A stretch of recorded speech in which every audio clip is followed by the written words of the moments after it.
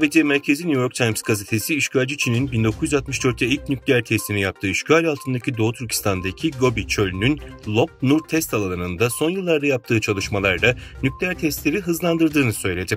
Gazetenin haberine göre ABD hükümeti ve bağımsız uzmanlar uzun yıllardır işgalci Çin'in Lop Nur test alanında bazı çalışmalar yürüttüğünü iddia ederken son yıllarda elde edilen uydu görüntülerinde de tesiste nükleer çalışmalarda kullanılabilecek büyüklükte yeni açılan sondaj kuyuları ve bazı başka alt ve üst yapı çalışmaları yapıldığı iddia edildi. Çin işgali altındaki Doğu Türkistan'daki Lop Nur test alanındaki söz konusu çalışmaları ilk olarak ABD Savunma Bakanlığı'na bağlı Ulusal İstihbarat Ajansı'nın eski analistlerinden Dr. Reni Babiars tarafından tespit edildi. Pekin yönetiminin nükleer programları ile ilgili çalışmalar yürüten Babiars, sivil uyduların elde ettiği görüntülerde 2017-2022 arasında Lop Nur test alanında 500 metreye aşan derinlikte kuyular, yeni yollar, elektrik hatları ve bazı binalar inşa edildiğini kaydetti.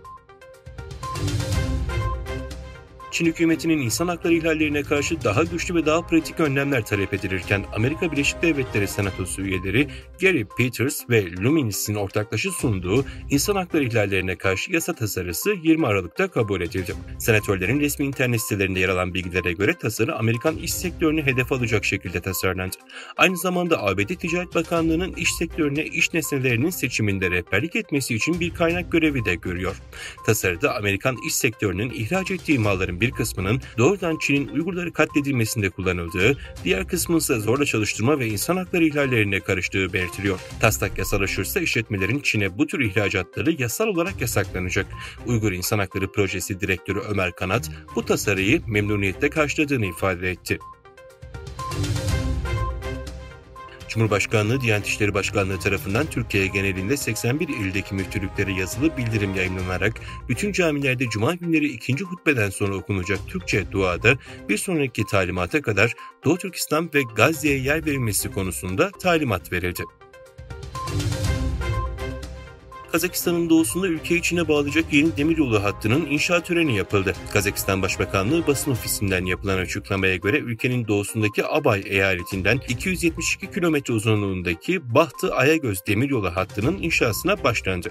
Kazakistan'ı Çin'le bağlayacak demiryolu hattının inşası tamamlandıktan sonra iki ülke arasındaki sınır kapısı sayısı 3'e yükselecek.